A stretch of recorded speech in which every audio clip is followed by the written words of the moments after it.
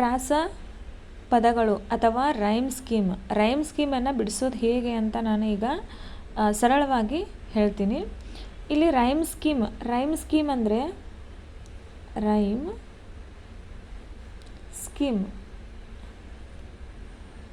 ಅಂದರೆ ಪ್ರಾಸಪದಗಳು ಕನ್ನಡದಲ್ಲಿ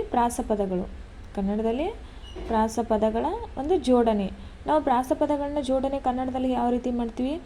4 ಸಾಲಿನ ಪದ್ಯದಲ್ಲಿ ಏನು ಮಾಡ್ತೀವಿ? ಕೊನೆಯ ಪದಗಳನ್ನು ತಗೋತೀವಿ. ಆಮೇಲೆ ಮೊದಲನೇ ಅಂದ್ರೆ ಆದಿಪದವನ್ನು ತಗೋತೀವಿ, ಅಂತ್ಯಪದವನ್ನು ಸೇರಿಸ್ಕೊಂಡು ಪ್ರಾಸಪದಗಳನ್ನು ರಚನೆ ಮಾಡ್ತೀವಿ.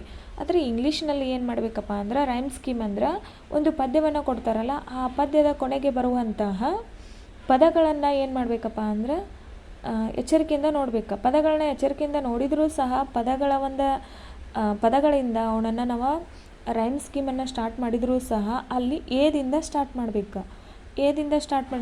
ಫಾರ್ ಎಕ್ಸಾಂಪಲ್ ಒಂದು ಪದ್ಯ ಐತಿ, ಒಂದು ಪದ್ಯದ ಒಂದು ಕೊನೆಯ ಪದಗಳು ಹ್ಯಾಮ್ ಐತಿ, ನೆಕ್ಸ್ಟ್ ಲೈನ್ ಆ್ಯಮ್ ಐತಿ, ಥರ್ಡ್ ಲೈನ್ ಬೋಟ್ ಐತಿ, ಫೋರ್ತ್ ಲೈನ್ ಏನೈತಿ? ಗೋಟ್ ಐತಿ. ಈ ಪದಗಳೊಳಗೆ ಸಂಬಂಧ ಯಾವುದಾದ್ಕತಿ? ಹ್ಯಾಮ ಗೋಟ ಐತಿ. ಇಲ್ಲಿ ನಾವು ಏನು ಮಾಡ್ಬೇಕಂದ್ರೆ 1 ಮತ್ತು ಪ್ರಾಸಪದಗಳನ್ನ ಜೋಡಣೆ ಮಾಡಬೇಕಾದ್ರೆ 1 ಮತ್ತು 3ನೇ ಸಾಲು ಮತ್ತು 2 ಮತ್ತು 4ನೇ ಸಾಲುಗಳನ್ನ ನೋಡ್ಕೋತೀವಿ. ಇಲ್ಲಿ ಇಂಗ್ಲೀಷಲ್ಲಿ ಏನಾಗುತ್ತಪ್ಪ ಅಂದರೆ ಪ್ರಾಸಪದಗಳು ಏದಿಂದನೇ ಸ್ಟಾರ್ಟ್ ಆಗುತ್ತೆ. ಇಲ್ಲಿ ಹ್ಯಾಮ್ ಇರಲಿ ಏನೇ ಇರಲಿ ಅದು ಏದಿಂದನೇ ಸ್ಟಾರ್ಟ್ ಆಗುತ್ತೆ. ಏದಿಂದ ಸ್ಟಾರ್ಟ್ ಆತಂದ್ರೆ ಇದು ಜಡ್ ತನಕನೂ ಹೋಗುತ್ತೆ.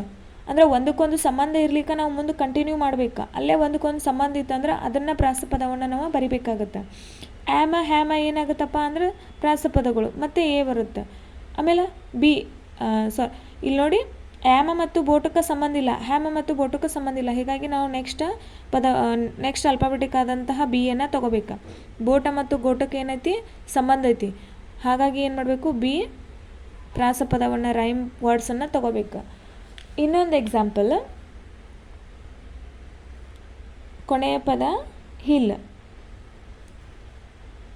2ನೇ ಸಾಲಿನ ಪದ ವಾಟರ್, 3ನೇ ಸಾಲಿನ ಪದ ಕ್ರೌನ್, 4ನೇ ಸಾಲಿನ ಪದ ಆಫ್ಟರ್.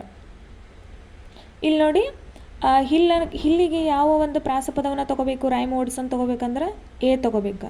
ಹಿಲ್ಲ ಮತ್ತು ವಾಟ್ರಕ್ಕೆ ಯಾವುದೇ ಸಂಬಂಧ ಇಲ್ಲ, ಯಾವ ತಗೋಬೇಕಂದ್ರೆ ಬಿ ತಗೋಬೇಕು. ಇಲ್ಲಿ ಮತ್ತೆ ಏನು ಮಾಡಬೇಕಪ್ಪ ಅಂದ್ರೆ ಇಲ್ಲಿ ಹಿಲ್ಲ, ವಾಟ್ರ, ಕ್ರೌನ ಬೇರೆ ಅದಾವೆ, ಹೀಗಾಗಿ ಸಿಯನ್ನು ತಗೋಬೇಕು.